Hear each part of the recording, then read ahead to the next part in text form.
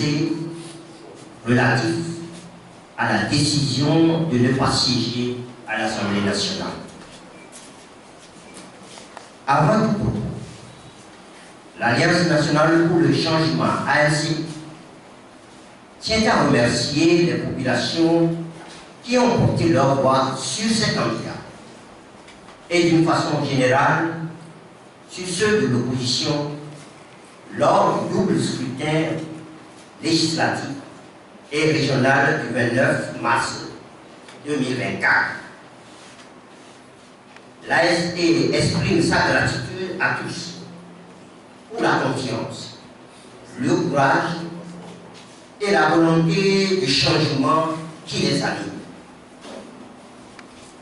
Depuis plusieurs mois, les Togolais assistent à une succession d'actes inédits sur les plans électoraux, constitutionnels et institutionnels, en dépit de nombreuses contestations et levées de boucliers de l'opposition. Recensement électoral frauduleux, découpage électoral ségrégationniste, traduisant un apartheid électoral assumé en violation de l'article 5 de la Constitution qui prescrit l'égalité des citoyens devant le suffrage. Complicité et carence des institutions en charge des élections, notamment la CENI, prolongation inopportune et illégale du mandat des députés sortants, multiples reports des élections législatives finalement organisées hors délai constitutionnel, achat de conscience et fraude massive, utilisation massive des moyens de l'État, publication de résultats entièrement préfabriqués, études en toute clandestinité par la commission des lois de l'Assemblée nationale d'un nouveau test de constitution délibérément caché aux populations et aux acteurs politiques, adoption en catimini du nouveau test de constitution, promulgation suivie de multiples traficotages ultérieurs avant publication au journal officiel. Ainsi, à la veille des dernières élections et en pleine campagne électorale, le parti au pouvoir brandit une nouvelle constitution sortie de nulle part, en toute violation de la constitution en vigueur, celle du 14 octobre 1992, en violation de toutes les lois de la République. À la lecture de la nouvelle constitution, il apparaît clairement que tout cet imbroglio, prétendument pour faire passer notre pays, le Togo, d'un régime semi-présidentiel à un régime parlementaire, présenté comme plus conforme à nos réalités et plus moderne, n'a en réalité qu'un seul objectif: consacrer le maintien d'un homme à la tête du pays, de l'État et de toutes ses institutions, sans passer par l'onction directe du peuple souverain. L'ASC n'a pas vocation à valider l'immoralité et l'indécence politique, ainsi que la culture de l'illégalité tranquille qui gouverne notre pays depuis plus d'un demi-siècle. Il est venu maintenant, plus que jamais, le moment de dire non et de réévaluer sans la moindre complaisance la position à tenir, les actions à mener dans l'intérêt bien compris des populations togolaises engagées et mobilisées. Dire-nous, lorsque des choses anormales se présentent, du fait de ceux dont la mission première est de veiller à assurer la cohésion sociale en donnant l'exemple du respect scrupuleux de la loi, notamment la Constitution en tant que contrat social qui unit les populations. Dans le souci permanent de préserver la paix et la cohésion sociale et enfin de renforcer et de faire progresser et aboutir la lutte commune, l'ANC a toujours fait les concessions nécessaires, y compris celles qui, à l'évidence, contrarient ses propres intérêts. L'évaluation de la vie politique de notre pays ces dernières années montre que des limites sont atteintes et largement dépassées. Alors, l'ANC dit stop. Depuis le lancement du processus de démocratisation en 1991 et après l'adoption massive de la Constitution de la 4e République, lors du référendum du 27 septembre 1992, nous avons assisté à des révisions de concord par le groupe RPT, puis UNI, qui ont abouti à dénaturer la Constitution promulguée en octobre 1992. Le parti au pouvoir a toujours trouvé dans le contrôle des institutions les moyens de modeler la Constitution à ses seuls intérêts. C'est ainsi que le 7 février 2005, par la suite du décès du général Eyadema et au mépris de la Constitution, les Togolais ont assisté à Willy, à cette scène ubuesque où des officiers des forces armées, dans la pénombre d'une salle, vinrent faire allégeance à son fils, Faure Gnassingbé, qui le reconnaissent désormais comme leur chef, comme si l'armée était le dépositaire du pouvoir.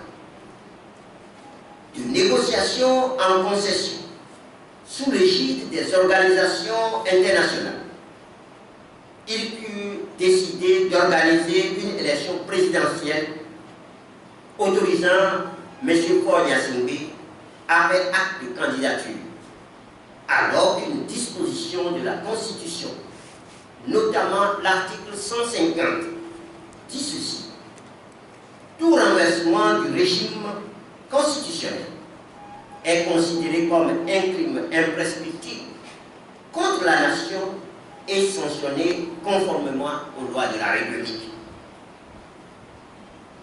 Le 29 avril 2024, le parti au pouvoir, afin de conforter le coup de force constitutionnel du 25 mars, a dépassé toutes les limites de l'acceptable en matière de fraude, de violence électorale et d'achat de conscience pour aboutir à la proclamation de résultats préfabriqués issus de décisions prises avant même le déroulement des élections.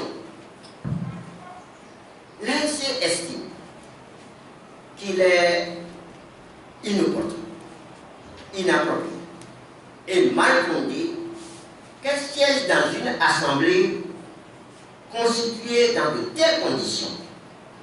De fait, sans aucun regret et avec tous les remerciements pour tous les appels demandant au parti de prendre la place qui est la sienne et qu'elle place dans la nouvelle assemblée, l'ensemble, l'ANC n'y siégera pas. En effet, dès le lendemain du double scrutin, l'ANC a exprimé son rejet total du processus électoral ainsi que des résultats qui ne reflétaient aucunement la réalité des votes. nous avons la ferme condition que les candidats proclamés élus ont été tout simplement et arbitrairement désignés en marge d'un décompte effectif et sincère des voix. Dans ces conditions, nous pensons que la règle de la représentation nationale n'a pas été respectée. On est élu lorsqu'on peut se prévaloir des voix d'une fraction de la population qui vous a donné mandat de représentation. La désignation ne peut pas conférer ce mandat-là.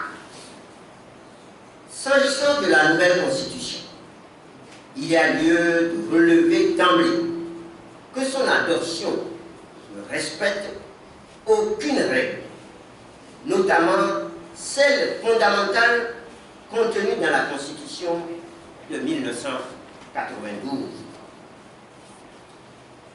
De plus, la nouvelle Constitution est conçue et rédigée au mépris des règles qui organisent aujourd'hui le contrat social dans le respect du principe intangible de la souveraineté du peuple. Dans cette nouvelle Constitution, le président du Conseil est choisi par son parti et l'Assemblée nationale prend acte de ce choix. C'est ainsi que le président de l'Assemblée nationale prend acte de la désignation du président du Conseil choisi par son parti et la représentation nationale en est informée. Les autres membres de l'Assemblée nationale ne participent pas à ce choix.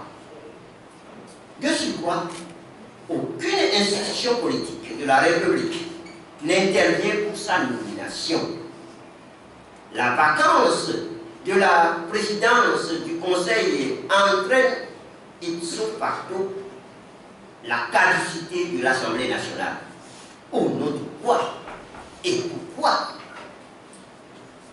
Le président du Conseil peut dissoudre l'Assemblée nationale et donc renvoyer également les députés élus sur les listes du parti qu'il a désigné. Lui qui n'a été l'objet d'aucune élection dispose ainsi du pouvoir de renvoyer ceux qui ont été élus. L'on ne trouve nulle part dans la Constitution une déclaration de politique générale qui constituerait un contrat politique entre le législatif et l'exécutif, base du contrôle de l'action gouvernementale par l'Assemblée nationale et éventuellement d'une motion de censure. Cependant, le président du Conseil peut engager la responsabilité de son gouvernement sur un programme qu'il n'a pas annoncé d'avance. Le refus de la confiance entraîne automatiquement la dissolution de l'Assemblée nationale. Malgré ses efforts, l'ASC n'a pas pu ranger dans une catégorie connue le régime fabriqué par la nouvelle Constitution. Elle estime qu'elle ne saurait apporter sa contribution, même insignifiante, à la gestion de ce régime. L'ASC invite instamment toutes les Togolaises et tous les Togolais, mais surtout la classe politique de l'opposition, à lire attentivement l'intégralité de ce document tenant lieu de constitution. Cette seule lecture permettra de comprendre les préoccupations de l'ASC. Ces quelques exemples parmi tant fondent les réserves expresses de l'ASC face à ce que le parti uni impose à notre pays et à son peuple. Voilà pourquoi, en toute responsabilité, l'ANC ne manifestera aucune présence dans la gestion de ce désordre politique et institutionnel. Ceux qui ont conçu, élaboré, soutenu et imposé cet ensemble de dispositions sans aucune cohésion, qui violent la règle fondamentale de la souveraineté du peuple, endossent une très lourde responsabilité devant la nation tournaise et devant l'histoire. Fait allumer le 31 mai 2024 pour le Bureau national, le président Jean-Pierre Farah.